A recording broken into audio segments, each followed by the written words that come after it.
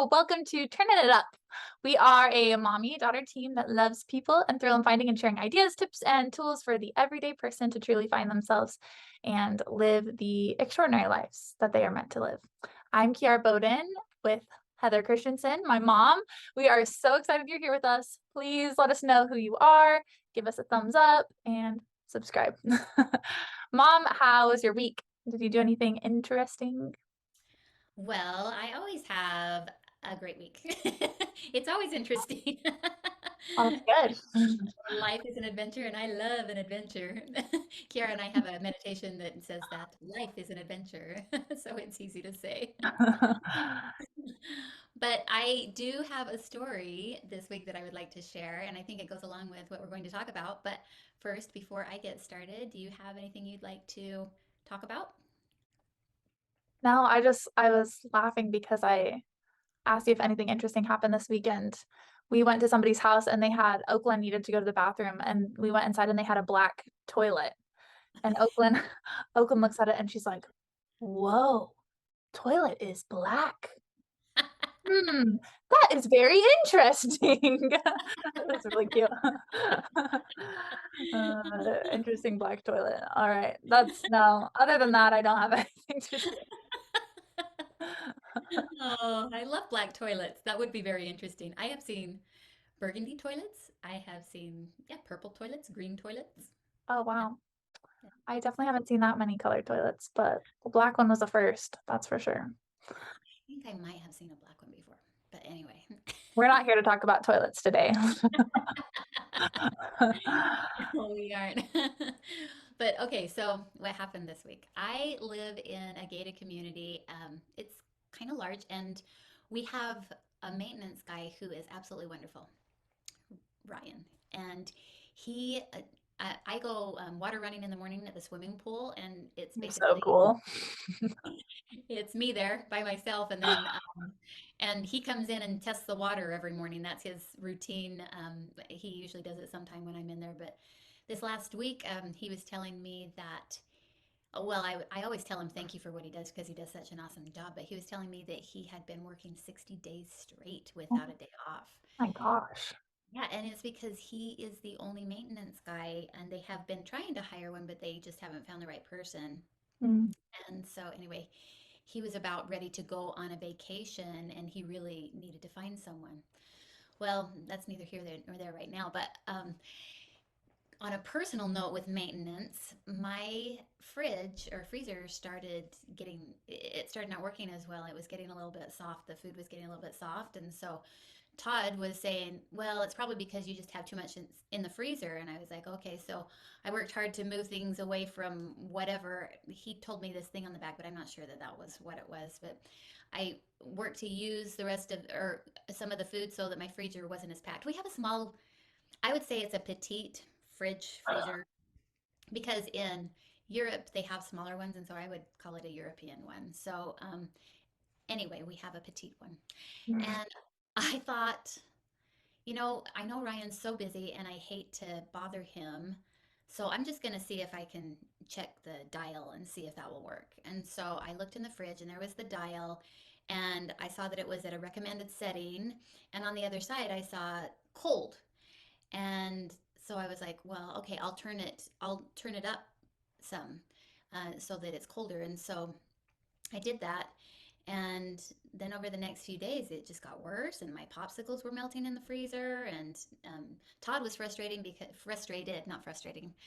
He was frustrated because he couldn't, his ice cream wouldn't stay frozen.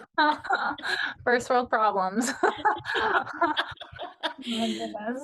So anyway, over the next few days, I kept turning it more and more to cold because it just was getting worse and worse. And so, in that time, I did put in a maintenance request because something just seemed horribly wrong, like the cooling plate was going out or something. And so, anyway, a few days later, after we put in the request, maintenance knocks on the door, and there's Ryan, and he's like, "Oh, Miss Heather, I'm so sorry that I haven't been here before," but he had someone with him, and his name was Peter, and he was from the Ukraine. and he was there just to help out for the weekend. And so they walk in, and I show him the fridge, and immediately Ryan scoots the fridge out, and he proceeds to get behind the fridge, take the plate off, and he's about ready to change out the cooling plate immediately. And Peter, he opens up the freezer, he inspects things, and he says, well, first of all, your food needs to be over this direction because there are vents that are preventing it from cooling the freezer. I'm like, oh, okay, that's what Todd was probably trying to talk about. Then he opened up the fridge, and he looked at the dial, and I says, yeah, I changed it to cold because it was, I was worried about using too much or putting too much stress on it. But I was like, I had to change it to colder because it just wasn't cooling.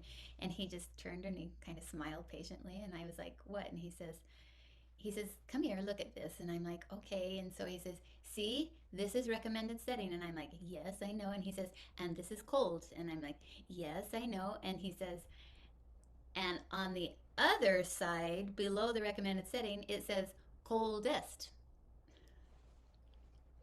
I, I was so embarrassed. I was like, I've been turning it warmer the whole time.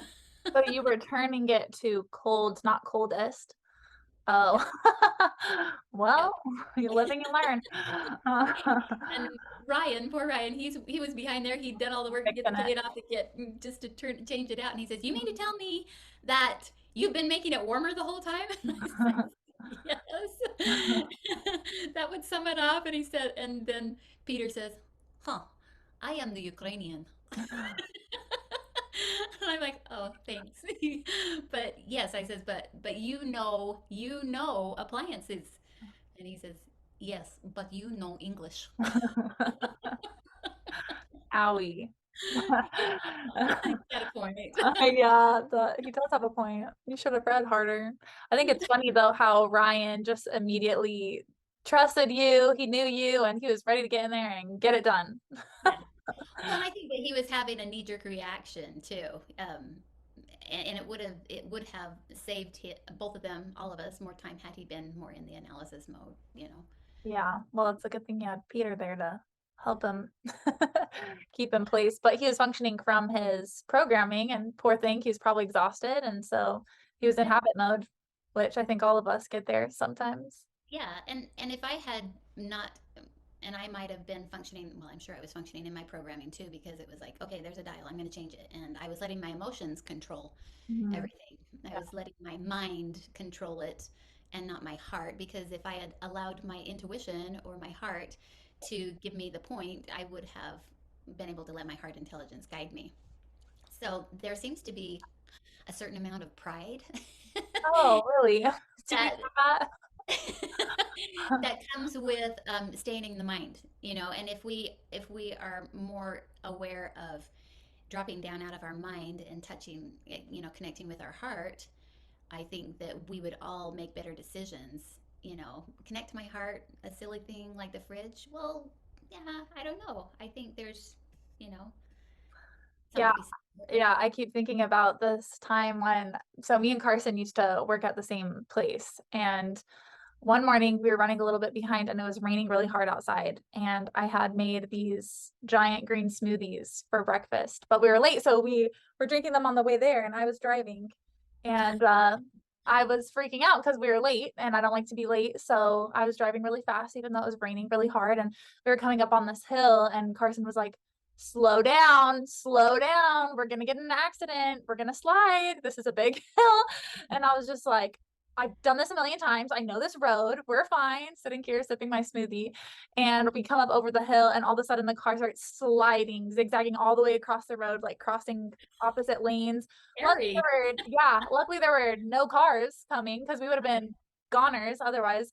But I just have this image of our green smoothies just like being chucked across the car. There's green smoothie everywhere. The windshield is covered in it. And the whole time I was like, oh my gosh, I should have looked at the cars then. I'm so dumb. And after, we settled down and pulled over to the side of the road, he's like, so what was that? We're fine. Yeah, so So would you say you were functioning in your mind? yeah, I mean my prideful mind for sure. I had driven that road a million times. I thought we were fine. And I'd driven it in the rain before too, but Carson saw something that I didn't, and if I had just been humble enough to accept the fact that he was correct, we probably wouldn't have spilled all of that smoothie and almost got in an accident. Uh, Oh, our lives, huh? We are here for learning.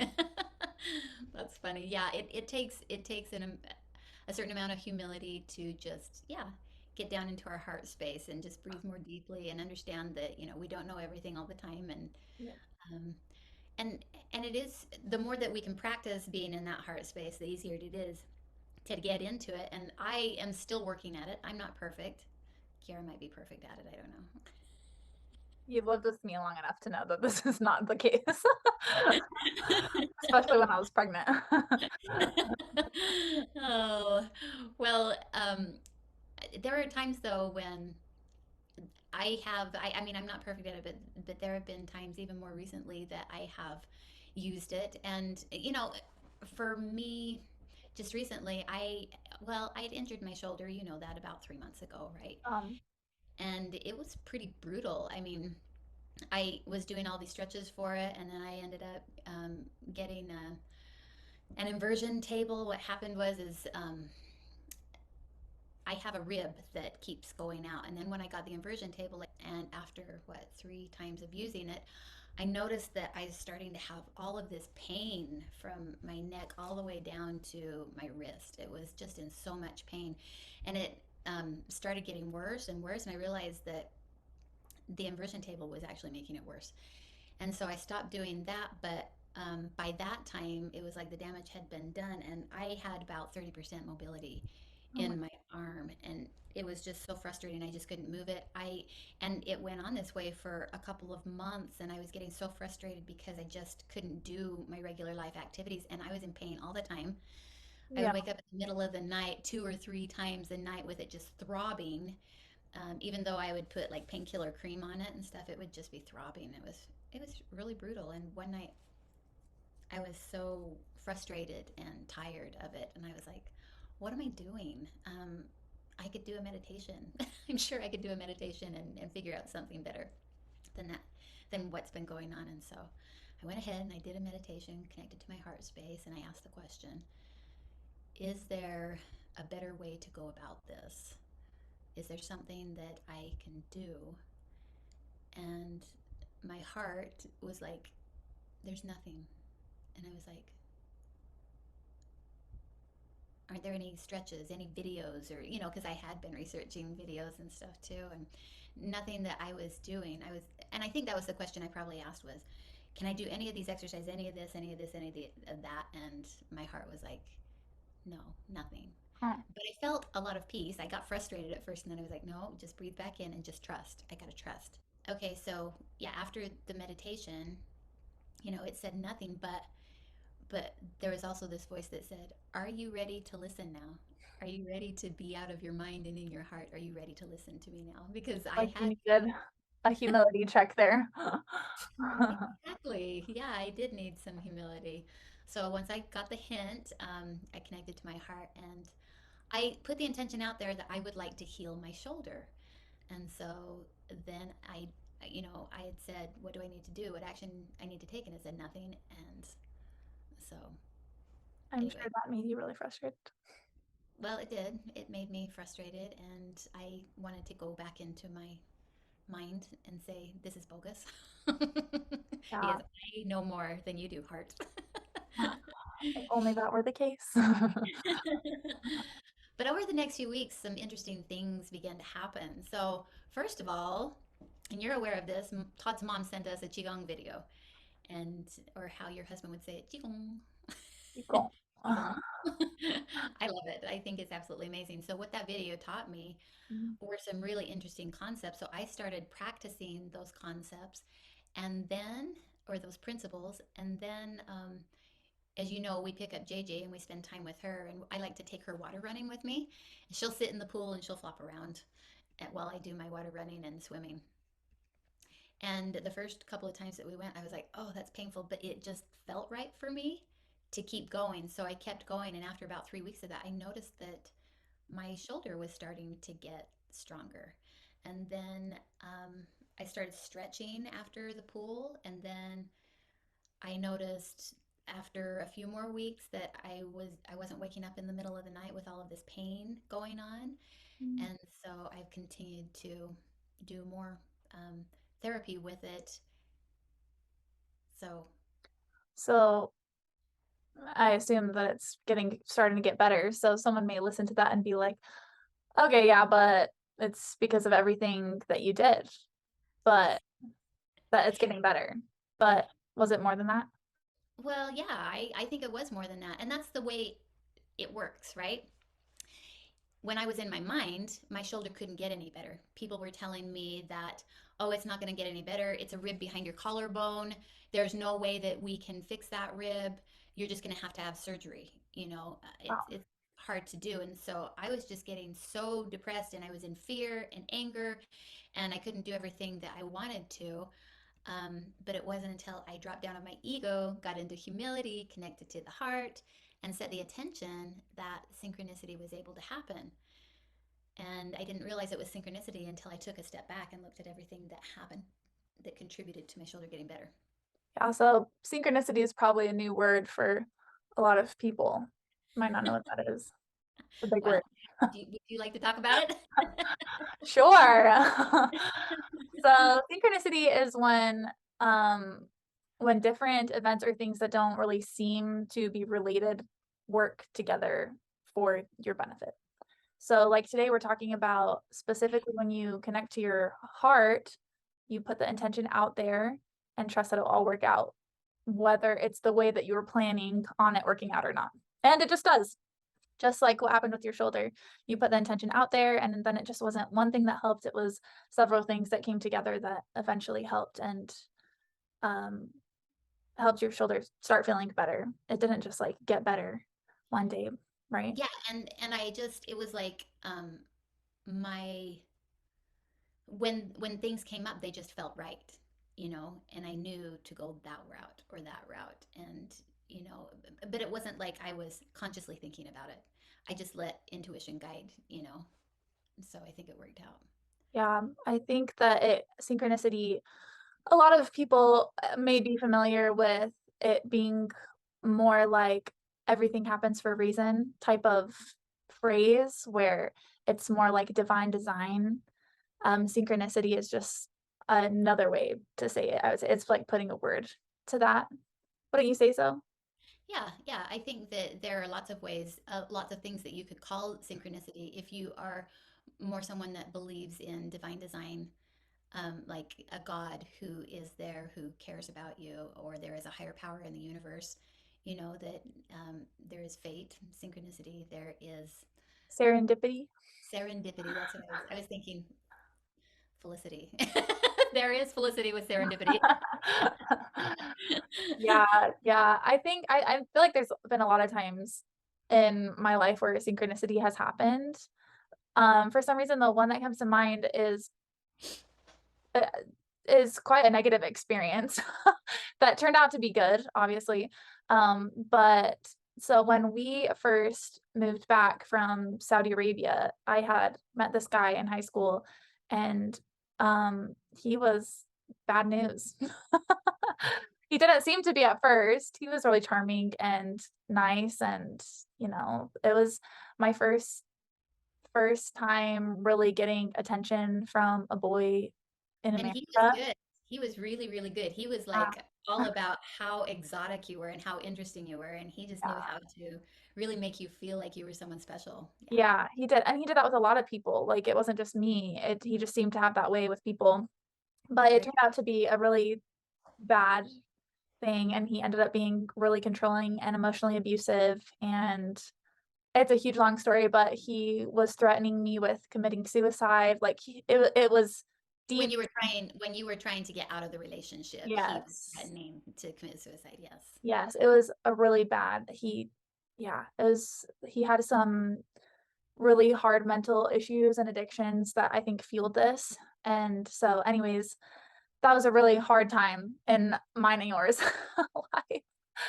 But I was so enveloped in the situation because I couldn't ever take a breath because he was always breathing down my neck through text and call and trying to see me. And being really controlling that I just didn't know what to do. I didn't know how to get out of the situation, and I couldn't realize how bad of a situation Yeah, I was you did. in. You were blinded because he was always in your ears, so to speak, with Yeah, text or with words or calling you or I yeah. mean, I remembered coming up into your room and it was like 2 o'clock in the morning and you were looking at your phone and I was just, what do I do?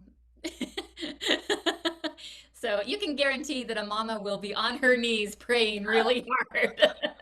Well, I was too. I mean, I had no idea what to do. I knew it wasn't good, but also it was like I didn't know any different either. I was really young and I should have never been put in that situation, but I was.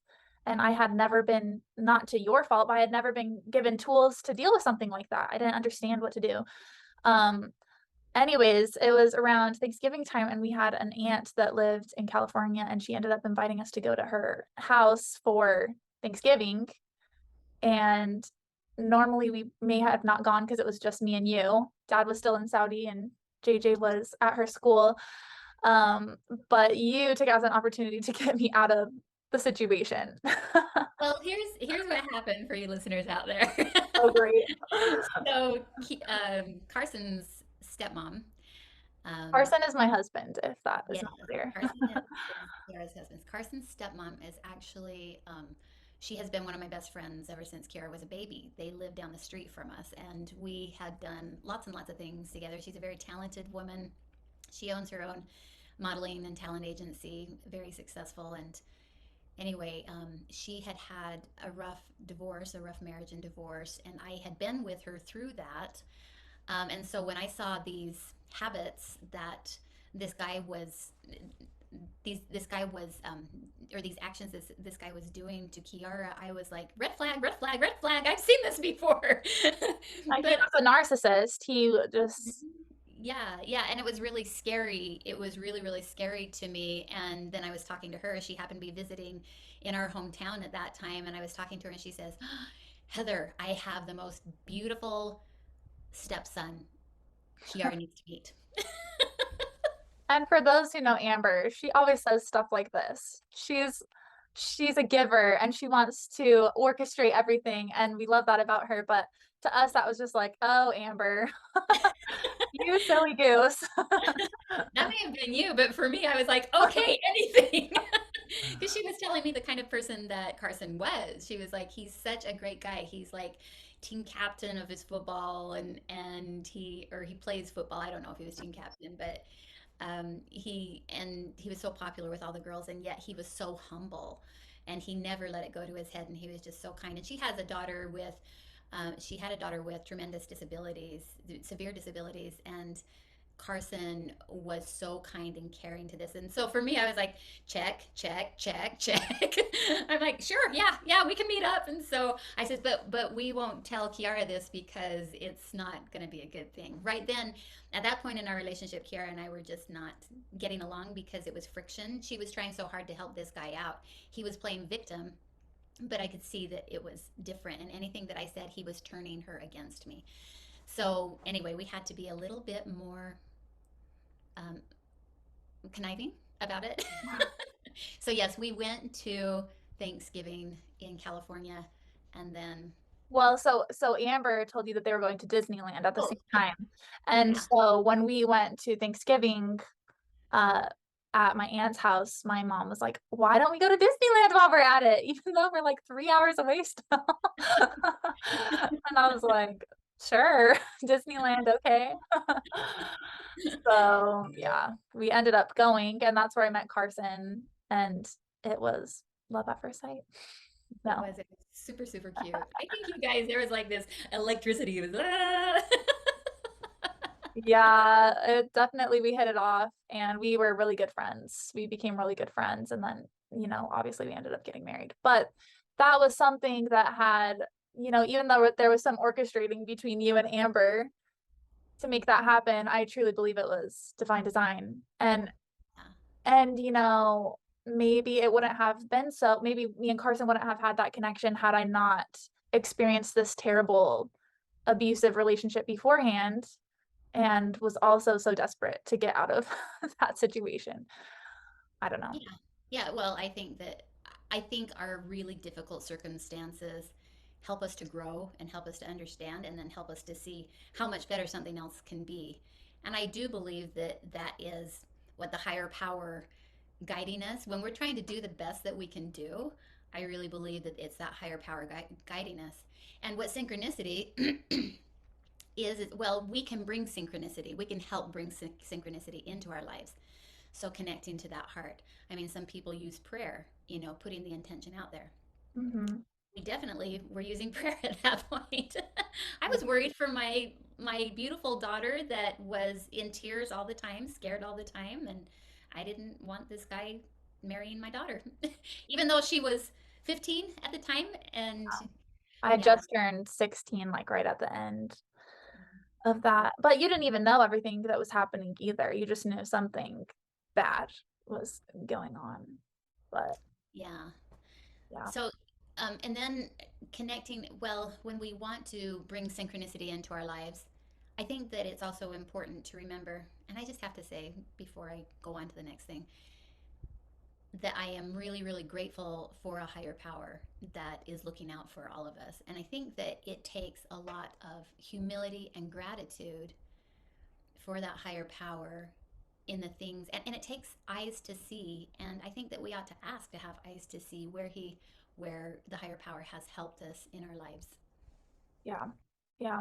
It's hard. It's easy, not hard, to not see that oftentimes Yeah. because a lot of times we feel like we know what's best for us, so we feel like we're the ones making decision, but maybe it's nice to give credit to someone else because most likely is someone else orchestrating that for us. Well, yeah, I think that's a really good point because we might just say, oh, it was a coincidence. Mm. Oh. No, I think we ought to always give wonderful things that happen credit where credit is due. Yeah, So, what I was going to say before I went back to that, make sure you have gratitude for the wonderful things that come your way because that actually opens the door for more synchronicity to happen. yeah, And it allows you to connect to your heart more easily when you are in a state of gratitude. And so that also goes to when we are writing our intentions, it's really important to be connected to that heart space. And I think we may have said that before, but when we are connected to our heart space and we are writing our affirmations and our intentions, then we know that those affirmations and intentions are real and are possible because it was our heart that told us. I was thinking our this week. higher self. Yes, and I was thinking this week, you call it your spirit, higher self, or whatever, that um, we've been programmed from the ages of 0 to 7, right, in our body form. But I really think that I know that we existed before as spirits or whatever you want to call it. We were intelligences before.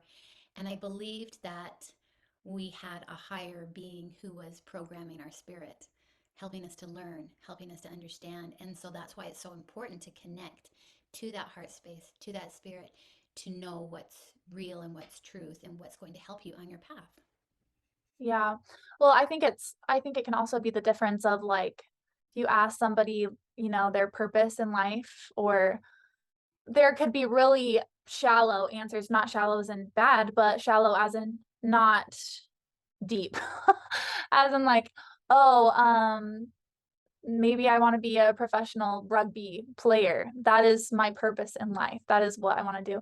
But you have to ask yourself, okay, but why? Why do you want to do that? Oh, because it would be really cool. But there's always like a why behind something. And so I think that it's important to understand the why of those things. And that's connecting to the higher self. Well, maybe I want to become a professional rugby player to inspire people.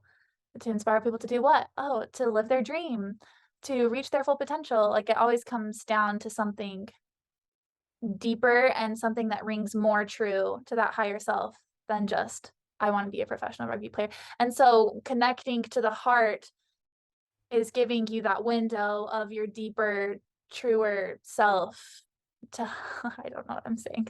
No, I think it's perfect what you just said. It opens that window to be able to connect to your higher self or your spirit because it knows the truth inside of you. And it's interesting, we went through the 30-day challenge of paying it forward.